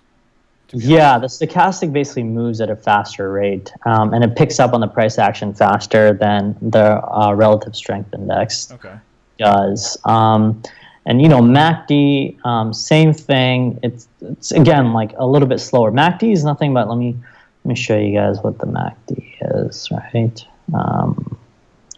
Right here. So this is the MACD on the 4-hour for BTC Tether on Binance, okay? And MACD stands for Moving Average Convergence Divergence, for anybody that does not know that. Yep. So the MACD essentially, it has the faster moving average, which is the blue line right here, which I think is 12-day, I want to say. Let's see. I think they're 12 and 26. 12. Yeah. Yep, 12, 26, and then the close of the 9, which is the histogram right here. So you have the faster moving average, which is the blue, and then the lagging one, which is the 26, which is the orange gold, and then the histogram, which is the pink right here, which is on the 0, right? This is on the neutral territory. This basically indicates, okay, are we having more buying action, more bullish movement, or more bearish movement, which is at the bottom. And the histogram itself has crosses, which is, as you see this cross right here, this cross is a bullish cross. So once the blue sits on top of the gold, that means you have a bullish cross. And once the gold sits on top of the blue, you have a bearish cross. And once this starts becoming, and starts moving under the histogram, that means you have further breakdown of pricing. And move above is, a clean bullish movement. and that can be relayed right here on the BTC. So as you can see, we're under the histogram right here, and we broke down quite a bit right in this area. Yep. And the same thing's happening right now. We are literally just breaking down under the histogram, and we are not even done yet. Okay. Cool. Yeah, I mean those are basically I would say same thing. I'm using candles, volume, MACD with the histogram, and I use the regular RSI, but I might have to switch over to that stochastic if it's updating faster, because in this fast-paced market, it's good to be able to react sooner than later. Yeah. All right, let's see. Oh, Boise wants to know. Okay, I'll say it one more time. The AI, it's lit by Satori, like LIT, lit by Satori. Just watch the demo alone. It's mind blowing. It's actually backed by MZ Games, which you guys, if you watch television in the States, have probably seen those commercials with Kate Upton and Arnold Schwarzenegger. So it came from their gaming technology is the reason that it can process so many things so quickly in real time.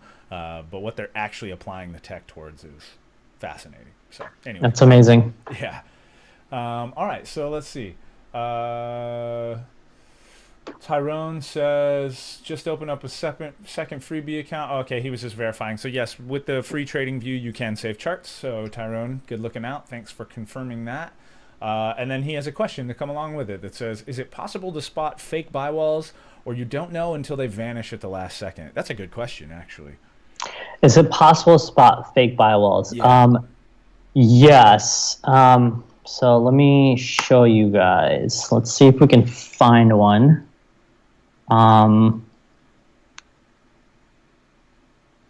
So fake buy walls and fake sell walls are pretty much put up to lure, investors and retail traders to, either buy or sell into something, right? So let's see. I mean, this is Zcash right here.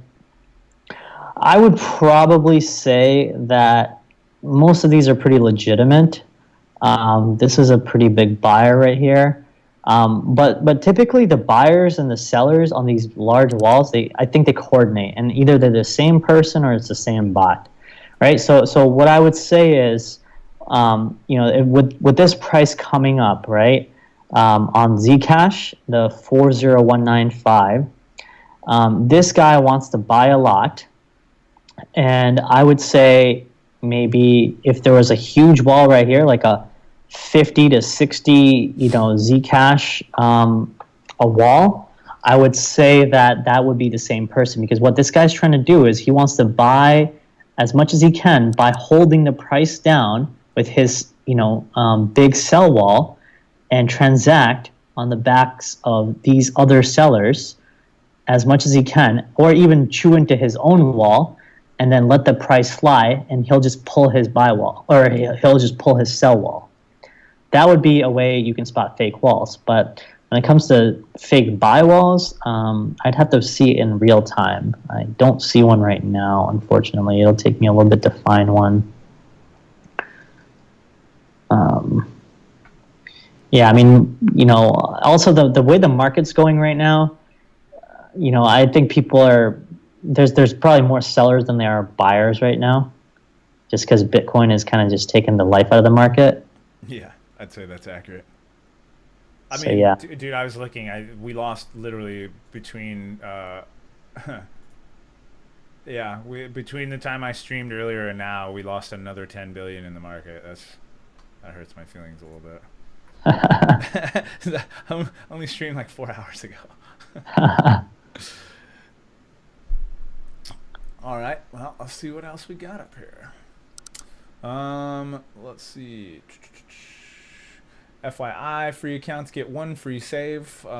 That's what Icon says about TradingView. So, cool. Pro tip. Cool. Where is Uncle Sam MIA for a long time? I said this on the live stream. Sam is actually on medical leave. He will be back eventually, but I can't really talk about it more than that. But we all miss him too, so let's all wish Sam a speedy get well. And I promise Snay will be on tomorrow. I keep joking with these guys. I'm like, guys, people probably think I assassinated you and stole your channel at this point. Like, I need to show your faces every once in a while. All right, let's see here. So Boise says, FYI, the high frequency trade guys I know say they only trade the top 6 coins by market cap. So others should have less fake sell walls. That's actually a good tip, Boise. Yeah, and again, I would not be surprised that the best traders only trade the best coins, because they probably don't know anything about the smaller exchanges with the smaller coins. But with bots kind of being so prevalent in this space, I would not be surprised if even the smaller amateur investors or amateur traders are starting to utilize bots. So who knows? They might be using their bots all across multiple exchanges.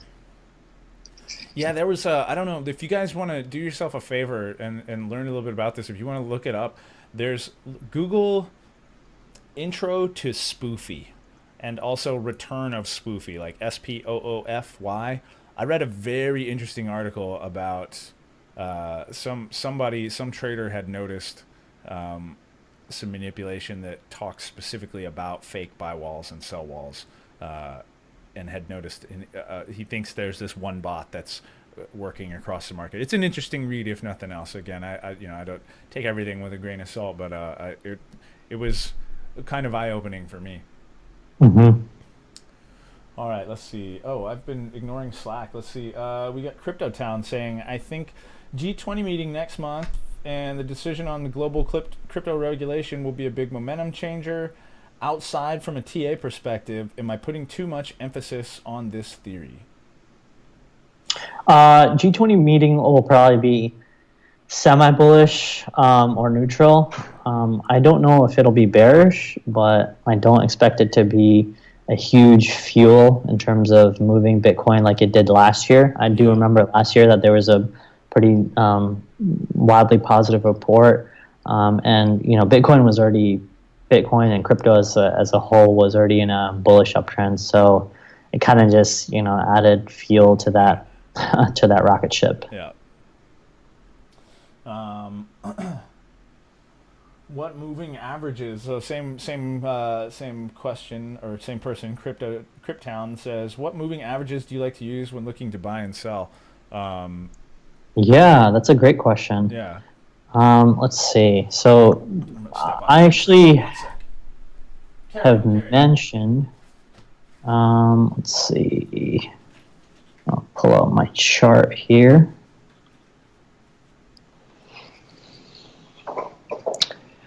So I actually like to use the regular moving average as well as the exponential. The exponential basically is better for choppier markets, meaning crypto and Bitcoin, and it helps smooth out the price and does not take into account all the volatility. So let's see, it's just got a different formula. Let's see how we can get this going. Coinbase. Okay, so let's pull up. So I have the 40 and the 20 EMA that I like to use because they typically give me a good indication on the 1 hour, 4 hour, and even 1 day, right? So when the 40 is on top of the 20, and the 40 is a green, the 20 is a purple, this is typically your sell signal right here, okay? And this is on the 1 hour, and even the 4 hour, right? Even the 4 hour right here, that's your sell signal. And as they expand, as the gap widens between the 40 and the 20, that is, an increasingly better sign that, okay, you know what, this market is still falling. And as you can see, we are still falling. We have still not had a bullish cross of the 20 being over the 40 yet. Not on 4 hour, and certainly not on the 1 hour. Yeah, boy. So, and I do like to use the moving averages to spot big resistance and support levels. So on the daily, there's a lot happening here, but let's just turn off these EMAs and just keep those the 30 and the 50. This is a 30 and the 50, I'm pretty sure. Yeah, so even the EMAs, I mean, they look like they're about to have their bearish cross That's too. what I was gonna say. That's looking like it's curling over right there. Yeah, so when you have, let's just see which one is the red. The 50 go on top of the 30, you'll have, further decline in price action, which is kind of what happened here, right? At this point, when the 50 went on top of the 30, you went from 14,695 all the way till the next cross, on the bullish cross, which was 10,000. So almost a $5,000 move right there. And so, you could follow this one. You could do the 200 and the 50, 150 and the 50. There's a lot of different ways to go about it, but I found personally that the 20 EMA and the 40 EMA work really well together. That was actually a question I didn't get to. So we're just saying, why did you pick 20, or why did you pick 40 day and 20 day? That's just, me trying out different moving averages. And I've actually found that in the traditional markets, technically in the traditional markets, like 25, 50, 100, 200s work better. Yeah. But in these markets, because there's not that much history and they move fast, I like to pick smaller time frames, which is, totally 20 sense. And 40. Yeah. Yep. Totally makes sense. So hopefully that answered your question there. Allison also says, do you think Tron has stopped growing before its mainnet? I am of mixed feelings on that personally. I don't know. I will say this. I never underestimate the pump master anymore. Justin Sun. Yeah. Yeah. I mean, even in Tron, you can utilize these EMAs, and it looks like, in the longer daily chart, we haven't had the sell signal just yet. It looks like the price is going to go higher, but let's just see on the 1 or let's just see on the 1 hour. Actually, it looks like, man, that's tricky. Look, it's just literally moving sideways. So I don't really know. It looks like it wants to break one way or the other. If I were you, I would at least wait for this confirmation of one crossing the other. And again, you guys can set these EMAs up by yourselves. And again, guys, make sure you don't just utilize the EMAs as your buy or sell signal. You have to use a bunch of other factors. You can throw on the Ichimoku cloud. I like to, use. So that's something I don't have a lot of experience with. I know you've been utilizing the Ichimoku clouds, and I can see there's some sort of correlation with those moving averages, but I would actually like to learn a little bit about that. I don't really know how those work. Yeah, definitely. So the Ichimoku cloud was actually developed by a Japanese. No. He wasn't even a trader. He wasn't even a trader, actually. He was like a journalist or something. Huh. And he started to read into the markets, and somehow he came up with this formula to figure out how the markets move, and based on past price action and data, he is able to predict somewhat into the future, just like this cloud is showing, right? The future for Tron on the 1 hour at least looks somewhat positive, unless something crazy happens and just completely breaks down.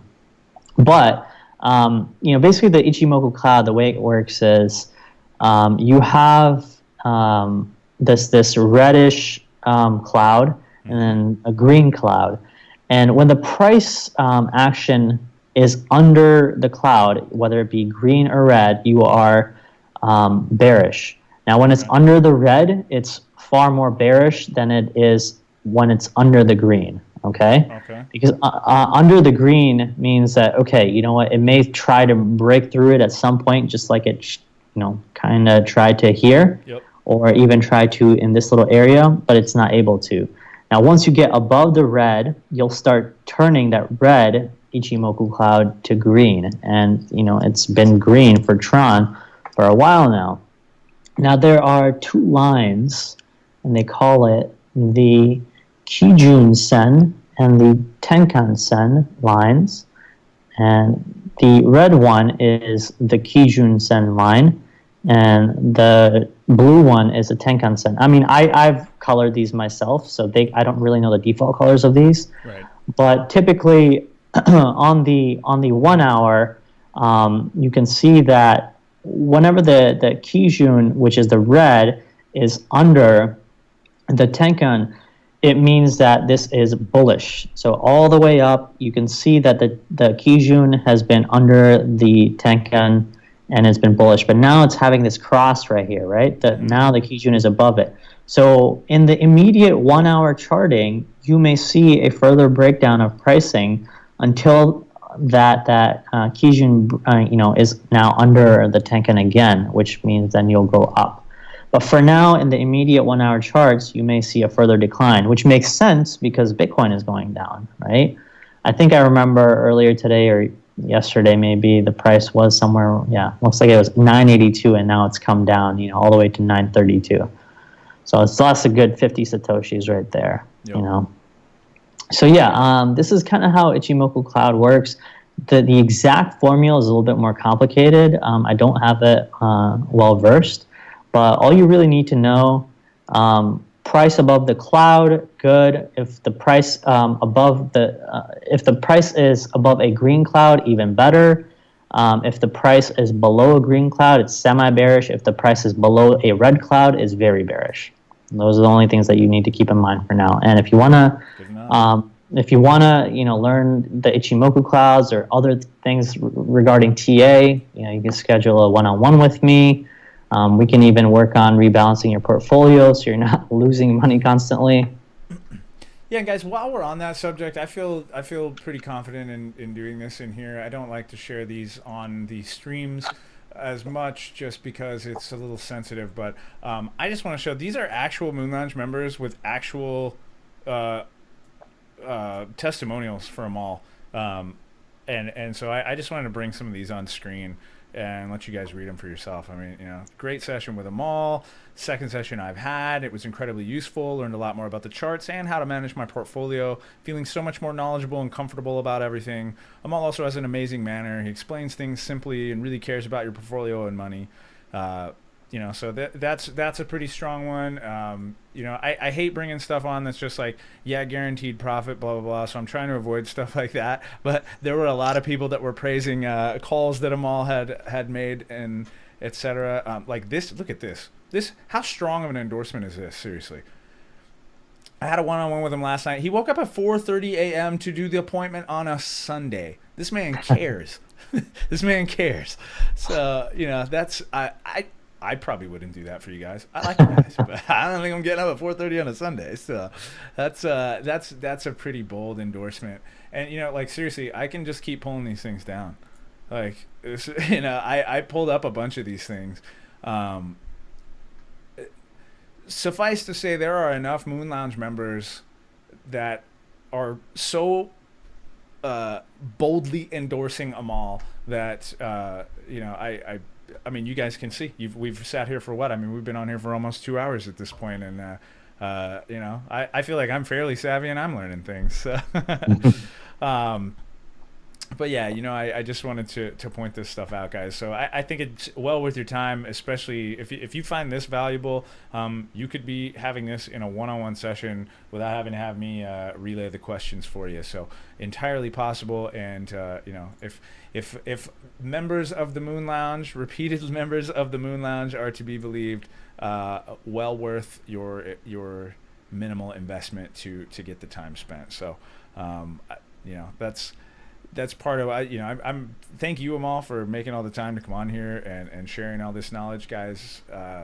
I hope you have found this to be extremely valuable. I think we're very grateful to have you in the advantage. I know, just speaking from an administrative standpoint. Absolutely. Yeah, yeah. No, I'm very very fortunate to have this, opportunity. And, honestly, I really enjoy being in the Moon Lounge and being able to help people, because at the end of the day, we're kind of all in it together, right? We're in this beautiful market where we can, not only see something blossom in terms of a new technology, but also make money. And so, my goal is to essentially try to help people not make the mistakes that I did or thousands and millions of other people have done. And you have a unique opportunity. I'm pretty much there in the Moon Lounge like 12 to 14 hours a day. Ask me any questions, set up one-on-ones. I can teach you everything that I know, and I'm going to make sure that either you make money or at least you don't lose money. So that's another reason why I'm starting this fund. For those of you who don't have time, don't want to manage a large amount of capital on your own, I will be able to do that for you. And you can also still day trade or learn on your own.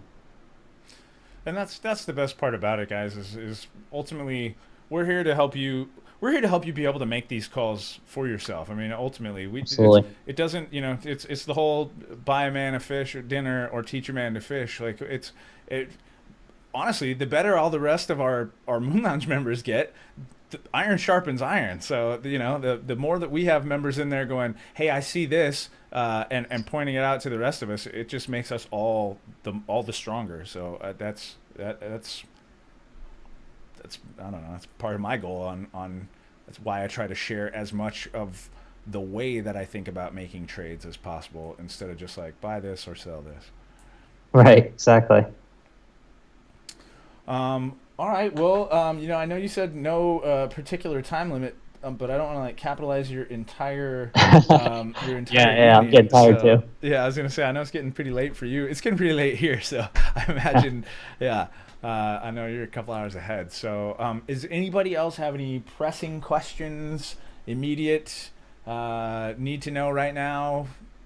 If so, chime in the chat. Otherwise, I think we're gonna wrap this one up.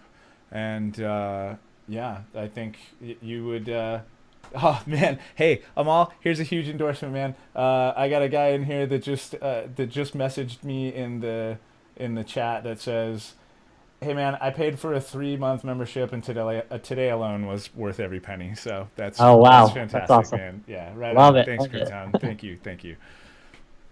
So Allison McPhee wants to know about your fund. Yeah, there you do have some details about it in the Moon Lounge, right? If nothing else, Allison, just message him, right? I mean, Yep. Exactly. Yep. Just yeah, just message me. you're in the Moon Lounge, and yeah, that's what I would say is we're all there. And same thing, guys. I don't think that I'm Mr. Unapproachable. I mean, I'm probably obviously not quite as savvy and experienced as them all, but same thing, man. Feel free to reach out to me if you guys ever have any questions or would like to confirm calls, etc. I'm always happy to help as well. You can definitely message me within the Moon Lounge.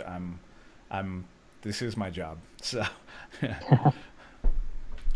anyway, well, I think that's about it. Everybody is pumped. That was, yeah. The last real question was Allison going, Amal has a fund. So right on. Well, hey guys, thank you for spending time with us tonight. Amal, again, thank you so much, man. If you're game for it, maybe we can make this a periodically recurring thing. For And sure. yeah, other than that, yeah, you guys, thanks for being here, and I hope I hope everybody found this valuable. So. Yeah. No problem. You guys have a good night. All right, guys. Thanks again, and I'll see you on the stream tomorrow. Actually, Snake, I'll see you on the stream tomorrow. All right. I'll talk to All you right. soon. Thanks again, Take care, Amal. guys. Appreciate it, man. Alrighty, guys. Bye.